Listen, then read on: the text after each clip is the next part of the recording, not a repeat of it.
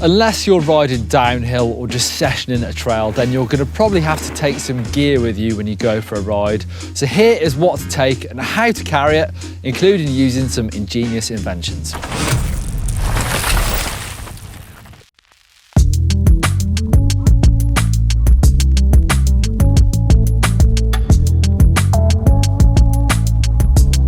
Like I said before, if I'm riding downhill at a bike park, then quite often I won't take anything with me because maybe my van's at the bottom, or sometimes they have sort of service stations at the bottom lift or at the top lift where there's tools for you to use. However, if you go somewhere big like Whistler, I remember those days going places like that, where you've got a really big descent, if something goes wrong halfway down, then you've got a big walk ahead of you, and we've all done that, right? So it was a bare minimum when I'm out somewhere big, I will take a multi-tool with me. Multi-tools come in all shapes and sizes. The bigger they are, the more likely they've got more tools on there. But sometimes I go ultra minimalist and take a really small one. And some new bikes come with super clever little inventions like this on my Orbea Rallon. I've got a tiny little multi-tool. So I've only got 4 little Allen keys in there that will do most of my bike, but obviously I don't have an 8 or a 10mm for doing pedals or cranks or bigger pivots on my bike or anything like that. But it's small, super handy, and it's got a little magnet, so it clicks in there and stays on my bike the whole time. I know there's other brands that do have these, and they are great for the sort of little jobs. Again, there's no bigger tools now, there's no chain tool, so you could still get stuck in the middle of nowhere. However, if your bike is like mine as well, you might even have somewhere to stash some more kit inside your bike. So you've got loads of different options for multi-tools.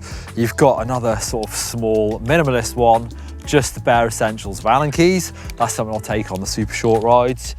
You've got another option, this is a good one, where you've got tubeless plugs in here because particularly if I'm riding enduro or racing, sometimes you'll need a tubeless plug quick. If you've got a multi-tool, you've got those options for tools and you've got the plugs in there, and that can be super handy.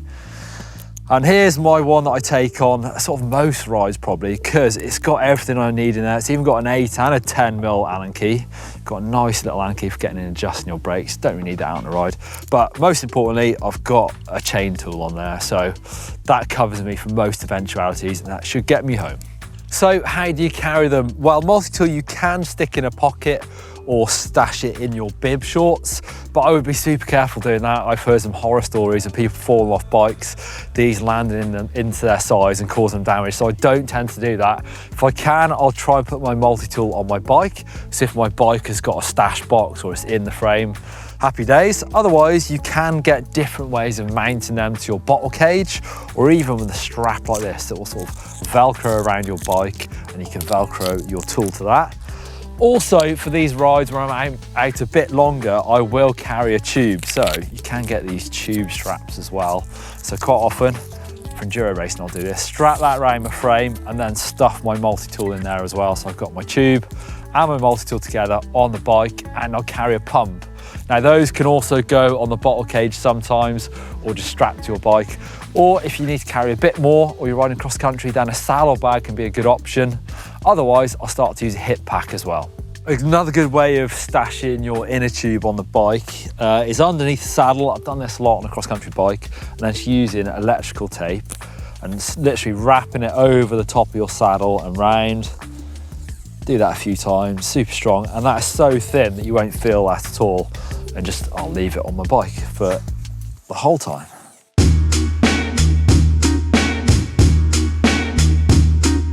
A hip pack is something I really like to use. It does feel lighter than having a backpack on the whole time. And it's something I use for most of my type of riding, where it's sort of enduro style trail rides, 10 to 20k long. I can carry my multi-tool, my van keys, my tubeless repair kit, and my pump and my tube all in here.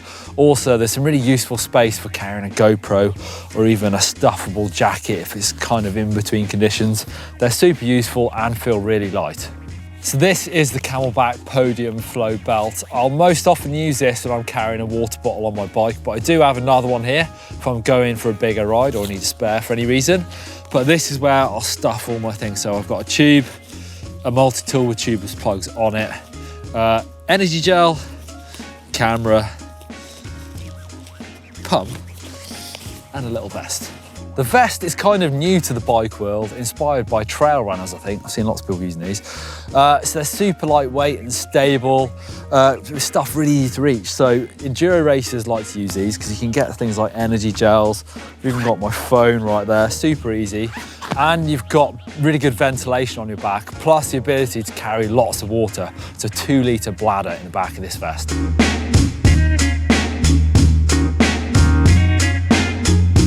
Now we're up to the all day long kind of rides where you need to carry all the stuff you need so that if you have any problems, don't get stranded.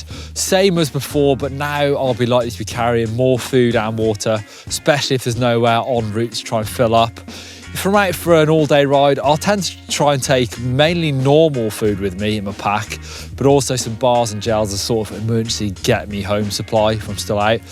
Also more water, so I can fit a 3-litre bladder into this backpack, and I've still got my water bottle on my bike as well, so super prepared. So for the bigger all-day rides, I carry some of the spares I had before, like a tube and a pump that's in there.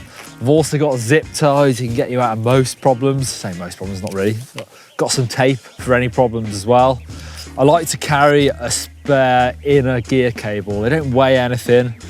And in the past, I have had gear cables snap on me, probably because I hadn't checked them or replaced them often enough, but super easy to carry. Spare brake pads, occasionally you can get through, depending on the conditions. If it's sometimes really wet and gritty in the UK, you can get through half a set of brake pads in a ride. So if you haven't checked them recently, you might need some of those. I also like to carry a bigger multi-tool. So this is a Toe Peak Ninja. You've got loads of options in here. It's quite a nice thing. It splits in two. Loads and loads of things, even a pen knife on there that, I don't know, I'm not sure I've ever needed it on the ride, but nice to have it just in case. Plus, with a bigger backpack, I've got room. If it's a cold day like it's today, I can wear my bigger jacket and I've got space to stuff it if I get too hot. Normal food, got a blueberry muffin, some gels in there, and this is pretty essential, a first aid kit. It's only a small one, so it's not gonna, cover me for every eventuality. Hopefully you won't need it, but a nice little first aid kit in a waterproof bag is really useful. I keep that in the van, then I stuff it in my backpack for bigger rides. A couple of spares for the bike as well. I've got in here a quick link, which I should carry more often anyway, to be fair, but also this is quite important, spare derailleur hanger.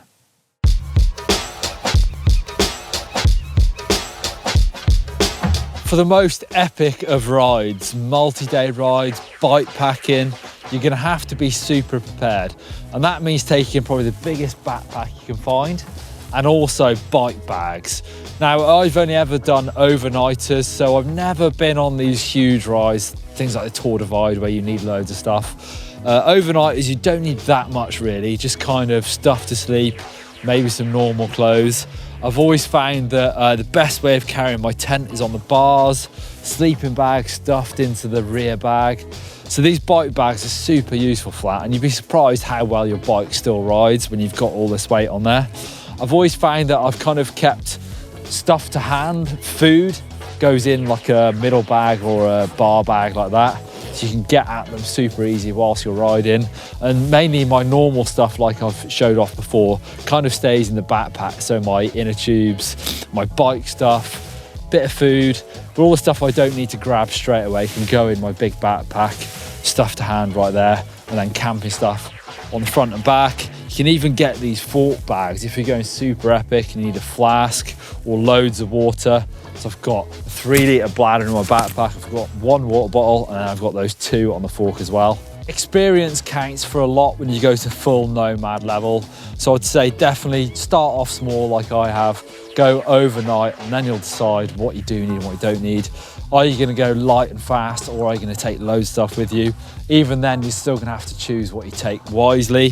Things like stoves, cooking equipment, do you need them, or can you rely on services out there?